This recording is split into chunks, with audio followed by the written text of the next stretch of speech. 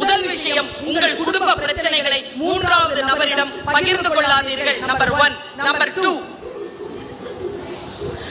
உங்களுடைய பொருளாதார சிக்கல்களை இன்னொருத்தன் காதுல போடாதீங்க. அது அவனுக்கு அவசியமே இல்லை.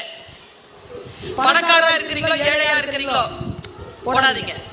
நம்பர் 3, ஏதாவது வீக்னஸ் இருக்கும்ல பொம்பளை பிள்ளைங்களா, கவனிச்சுக்கோங்க.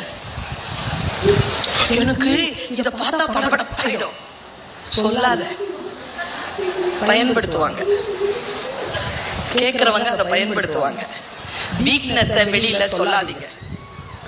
நம்பர் 4, ஏதாவது தப்பு பண்ணிட்டீங்களா எல்லார்கிட்டயும் சொல்லிட்டு தெரியாதீங்க. சொல்லிட்ட உடனே அது காணாமலாம் போவாது, தெரியாதீங்க. 5வது, செஞ்ச உதவிய 3வது ஆளுக்கு சொல்லிட்டு தெரியாதீங்க. இந்த விஷயங்கள்லாம் இருக்குல்ல ரொம்ப